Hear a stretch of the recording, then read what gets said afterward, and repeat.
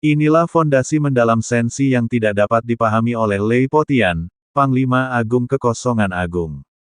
Sensi bukannya tanpa pembangkit tenaga tingkat 5 atau 6.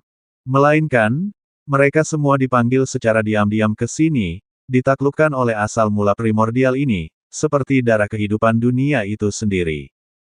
Semua kehidupan tampaknya berasal darinya.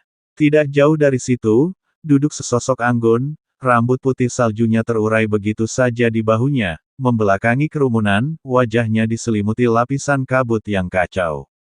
Dia tampak tak terlihat, memancarkan rasa pembusukan dan keheningan yang mematikan yang lahir dari zaman yang tak terhitung jumlahnya. Semuanya, sosok berambut putih itu berbicara perlahan, suaranya serak seperti amplas, namun jelas terdengar oleh setiap tokoh kuat, membawa otoritas yang tak terbantahkan dan kelelahan yang mendalam. Setelah mendengar ini, riak menyebar di ruang sekitarnya. Tokoh-tokoh kuat yang tak terhitung jumlahnya tetap tak bergerak, tetapi fluktuasi aura mereka mengungkapkan gejolak di dalam diri mereka. Seorang lelaki tua berjubah abu-abu perlahan membuka matanya. Dia adalah tingkat ke-6 dari alam pertapa pahlawan ilahi. Leluhur itu mengerutkan kening, tak kuasa menahan diri untuk bertanya, "Yang mulia, Liang Jie itu halus dan tak berwujud." Namun pisau jagal Taisu sudah berada di leher Sensi. Sekarang, Dongyun kosong, dan kehidupan hancur. Mei Lin dan yang lainnya memimpin pasukan mereka mundur ke Nanling. Tablet kehidupan tiga dewa hancur di tempat. Yang mulia sekarang bertarung sendirian, hati Dao Anda rusak. Anda telah jatuh ke dalam niat membunuh yang mengamuk, dan sosok di belakang Anda adalah permaisuri. Hanya desahan panjang yang terdengar. Terkadang aku sering bertanya-tanya, apakah melakukan ini benar atau salah? Desahan panjang permaisuri bergema di tanah asal primordial. Menanggung beban dan ketidakberdayaan dari berbagai musibah, bahkan air terjun hukum yang terbalik pun seolah merasakan emosinya. Suara air terjun yang mengalir semakin rendah dan menyesakkan. Patriark berjubah abu-abu tetap diam, dan banyak tokoh kuat di sekitarnya, setenang patung, juga terdiam mencekam. Mereka semua tahu bahwa meninggalkan Laut Barat dan transportasi timur, menyebabkan banyak nyawa hilang, meninggalkan yang mulia untuk bertarung sendirian, dan bahkan merusak hati daunnya, keputusan di balik tindakan ini membawa tekanan dan aib yang sangat besar. Dalam keheningan yang mencekik ini, sesosok tinggi perlahan bangkit dari barisan orang-orang kuat. Orang ini tidak lain adalah salah satu tokoh kuat Sensi, Pangeran Dewa Tertinggi. Sang pangeran melangkah maju, ekspresinya solem, dan dengan hormat mengepalkan tangannya memberi hormat, memecah keheningan. Yang mulia permaisuri telah membayar harga yang sangat mahal untuk kesimpulannya. Bagaimana mungkin kesimpulannya salah? Suaranya dalam dan tegas, menghilangkan sebagian suasana mencekam di sekitarnya. Invasi kekosongan agung, meskipun disebabkan oleh campur tangan manusia, pada akhirnya adalah pedang penghancur dunia yang menggantung di atas 9 alam. Keputusan dan deduksi yang mulia mengungkapkan satu-satunya kesempatan bagi kelangsungan hidup nafas ilahi. Jika bahkan yang mulia meragukan dirinya sendiri, maka Sensi benar-benar akan binasa. Mendengar kata-kata pangeran, wajah permaisuri, yang diselimuti kabut kekacauan, sedikit berubah, meskipun ekspresinya tetap tak terlihat. Rambut putih saljunya tampak meredup. Dia tertawa getir, suaranya dipenuhi kelelahan yang mendalam. Benar dan salah pada dasarnya sulit didefinisikan dalam menghadapi peristiwa dahsyat seperti itu.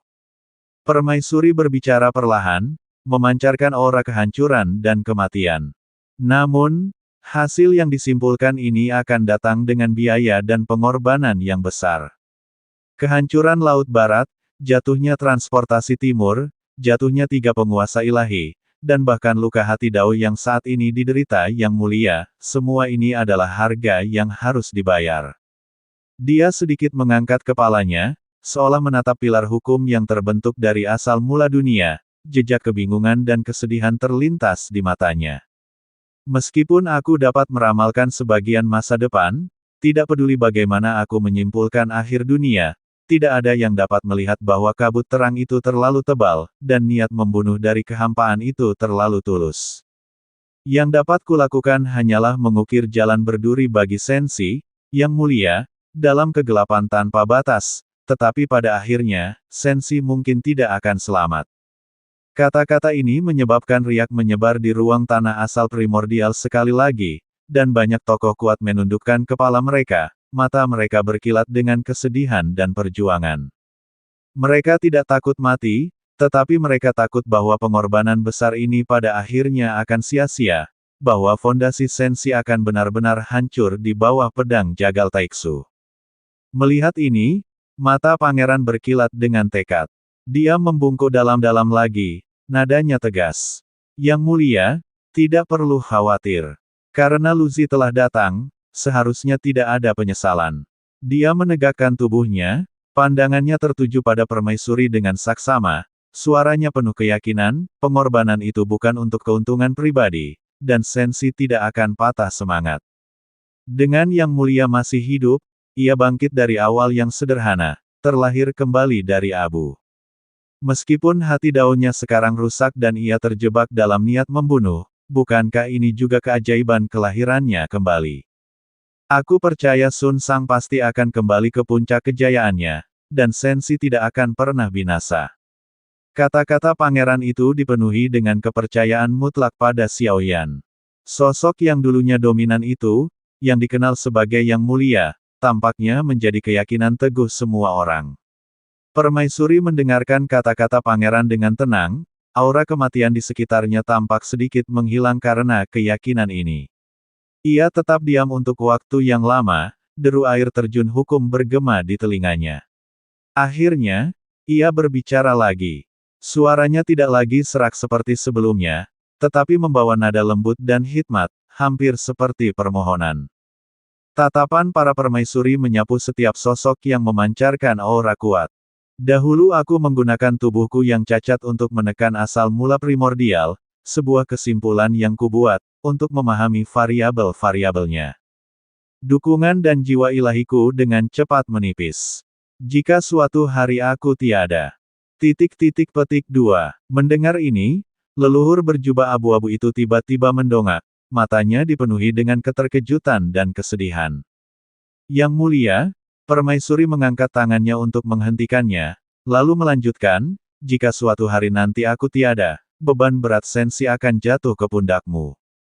Ingatlah, tidak peduli bagaimana situasi di masa depan berubah, tidak peduli pilihan apapun yang Yang Mulia buat, bahkan jika keputusannya tampak gila, bahkan jika bertentangan dengan norma duniawi, Anda harus dengan tegas memilihnya, percaya padanya. Suaranya bergema di tanah asal primordial, membawa keagungan yang tak terbantahkan. Dialah satu-satunya variabel kita dalam perjuangan melawan Liangji. Dialah harapan sejati Sensi. Kesimpulanku hanya dapat menunjukkan jalan. Hanya pedang di tangan Yang Mulia dan api di hatinya yang dapat menembus kegelapan tanpa akhir ini. Keheningan menyelimuti kerumunan. Mereka mengerti bahwa permaisuri mempercayakan putranya kepada orang lain. Alasan permaisuri mengatur rencana besar seperti itu, bahkan dengan mengorbankan nyawa yang tak terhitung jumlahnya, bukan hanya untuk menunda Taiksu, tetapi juga untuk memberi Xiao Yan waktu untuk tumbuh dan berubah sebelum datangnya pengampunan yang sesungguhnya. Dia membuka jalan bagi Xiao Yan dengan nyawanya sendiri. Dengan penuh hormat menuruti perintah permaisuri, pangeran berlutut dengan satu lutut dan bersujud dalam-dalam. Segera setelah itu, leluhur berjubah abu-abu dan banyak sekali tokoh yang duduk di tanah asal primordial bangkit bersama dan berlutut dengan satu lutut. Dengan penuh hormat menuruti perintah permaisuri, kami bersumpah untuk mengikuti Yang Mulia dan melindungi kebahagiaan ilahi kami sampai mati.